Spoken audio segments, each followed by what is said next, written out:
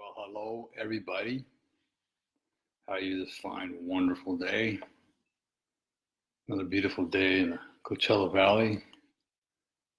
Can't really complain about the weather right now. We had a nice couple of days of rain.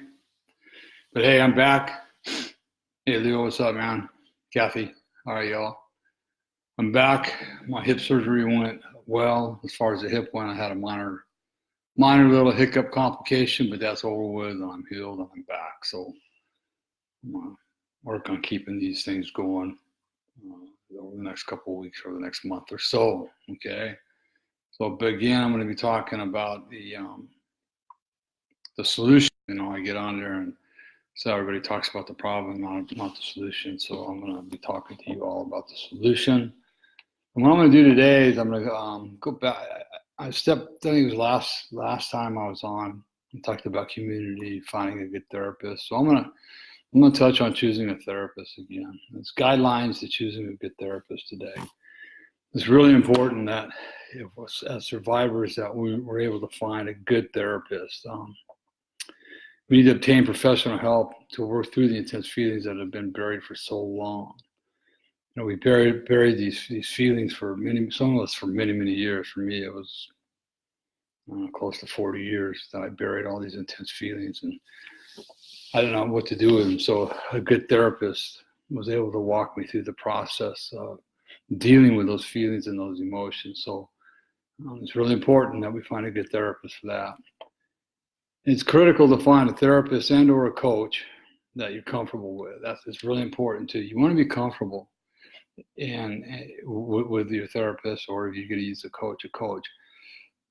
But I caution you, make sure that if you're questioning the comfortableness of your therapist, make sure it's not an unwillingness to do what they're asking you to do. But if you're truly uncomfortable with a therapist or a coach that you're working with, then I highly suggest that you look for another one, because this is a crucial part of your life and recovery.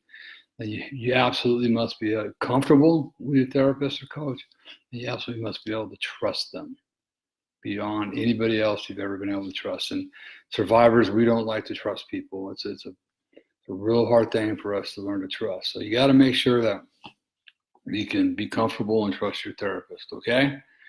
So those are the two things up front. Here's some other guidelines, and most of these guidelines, are comprised of some of the research I've done and talking to different therapists and things that I know. So the first one is make certain the therapist has experience working with adults abused as children, or of a child experience with working with children that have been abused. It's very, very critical that your therapist has experience in this field. I think I said it before, and all due respect to therapists, there's a lot of them out there. I know a lot of them. But there's a lot of therapists that have done more harm than good, trying to step outside of their boundaries and helping people. So make sure, and it's okay, this is your life. You want to interview them, ask for, it might be hard to get, but ask for references if you can, because of the confidentiality that might not be able to happen. But and even talking in your own community, people know good therapists in the community. Okay, so make sure that therapist has experience in training and working with abused children or abused adults that were abused as children. Okay, they choose a therapist who is not dogmatic or rigid. They can't be rigid. Okay, and dogmatic means that you're certain that you're right and that everyone else is wrong. That's the meaning for dogmatic. That his way is the only way. There's no other way around it. So you want to make sure to choose a therapist that's open-minded and willing and not rigid and dogmatic, okay? Make sure the therapist listens to you and lets you know that your feelings and experiences are real. In the past, I've heard of therapists that go, we don't want to talk about the past, we're just going to talk about the now. What happened in the past doesn't matter. Your feelings and experiences in the past aren't what matter today. And they're absolutely are what matters today, because I've had conversations with people in the past, and they said, Randy, we can't keep taking people back into their past. And it's real simple. We're not taking people back into their past. They're living in their past. And simply put, we are walking with them out of their past into a new life. Okay? So you want to make sure that the therapist listens and hears you. They have to take notes, so they're going to have a notepad right there. It's part of what they got to do, but make sure they're really focused on what you're saying so that they can really help you through the process. This is a really important one. Be really aware of a therapist that promises a quick fix. There is no quick fix when it comes to abuse.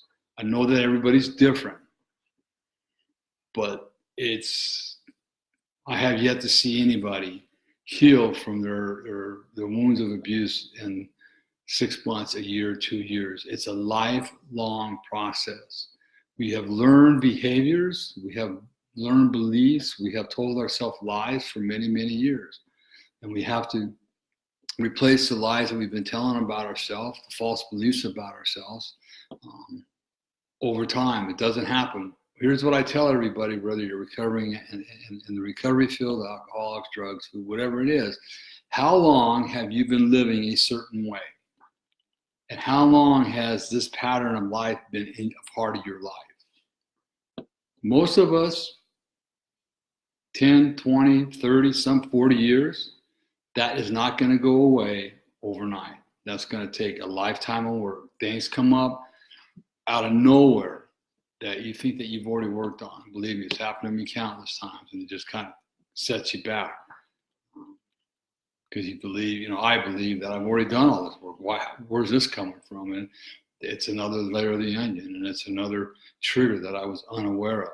Okay, so be aware of therapists that promises a quick fix. There is no such thing.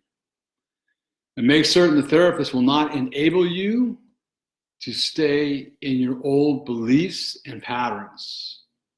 Okay, those of you that know me, that in other words, the therapist isn't going to co-sign your old beliefs and your patterns. They're not going to pat you on the back and say, it's okay, we'll get over it. Remember, too much support and too much understanding and no confrontation of your old system of beliefs is not a good recovery situation. I know the word confrontation is strong, but it's the only word that really can be used. Sometimes we have to be confronted on our old belief systems and our old thinking patterns in order to make the change. So make certain that the therapist will not enable you to stay in your old beliefs and patterns. Okay, you don't want them doing that. You want them to help move you out of those old beliefs and patterns, and there's certain ways that can happen.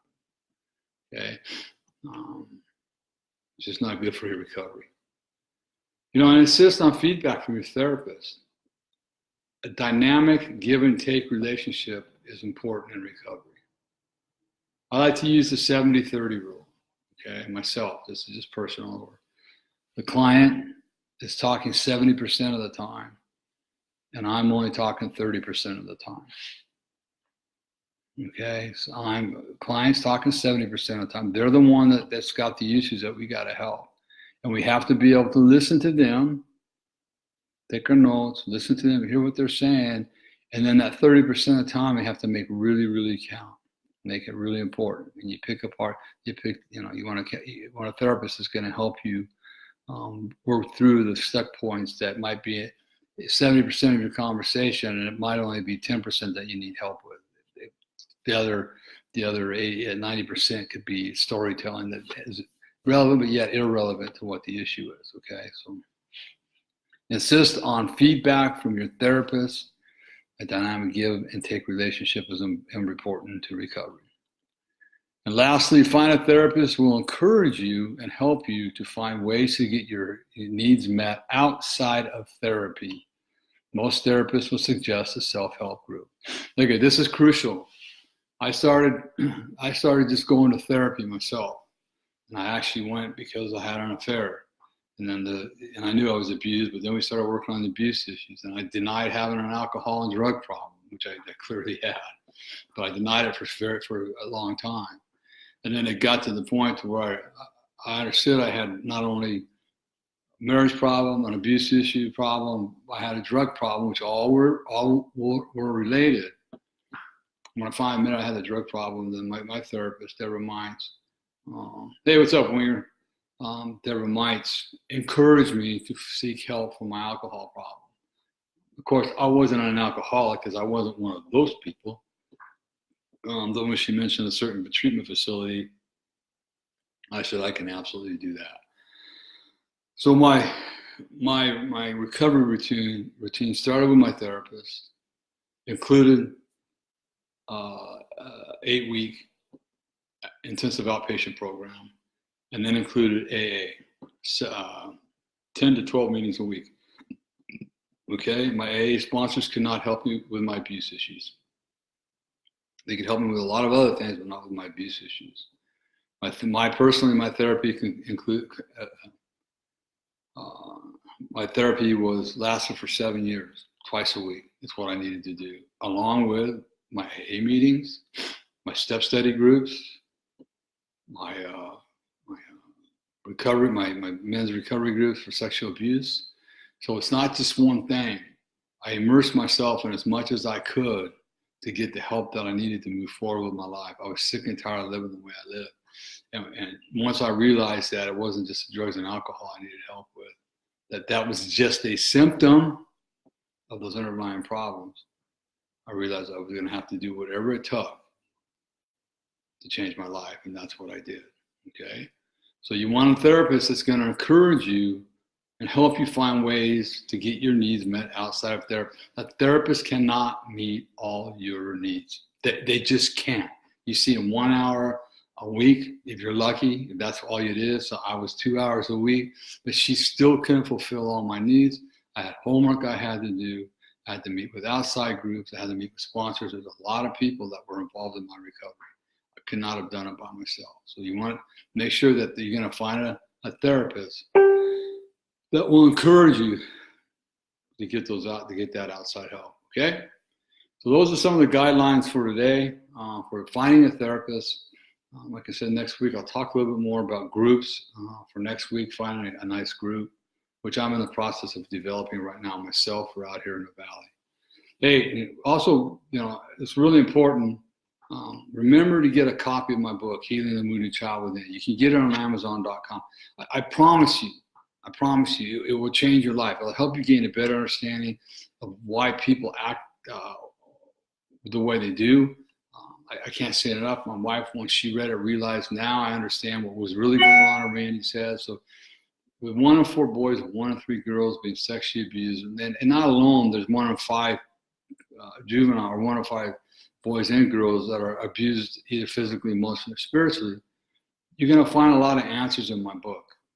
You're going to find a lot of answers as to why, and a lot of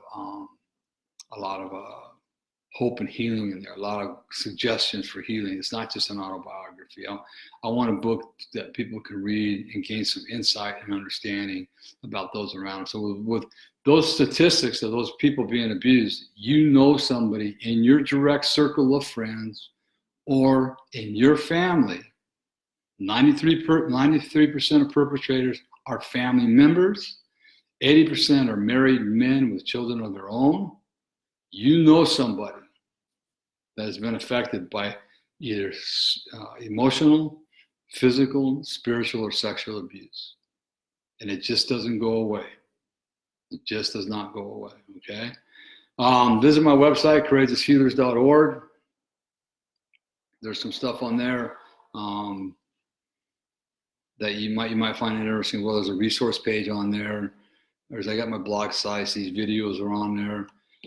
And if you're interested in finding out more about my transformational life coaching, you can email me at courageoushealers@gmail.com. And then also, if you want to find out more about mine and Topeka's Love Your Life Stories personal development workshops, which are extremely powerful, they're intensive. We go all the way back to your ancestors, and we walk through. We're just finishing up an 8-week class, 3 days a week. And we're seeing lives transform right in front of us as we go through this class. So if you're interested in finding out more about those classes it could be for your staff, it could be for yourself, it could be for a group of people, it could be for church staff, it could be for a church.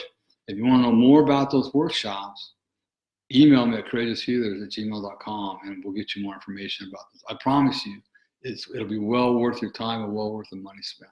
Okay? So next week, I'll talk about finding a support group. I'll elaborate on that a little bit more. And until then, remember, if nobody loves you today, says they love you today, Randy does, and more importantly, God does. Be blessed, everybody. Have a marvelous week. Love you all. Bye.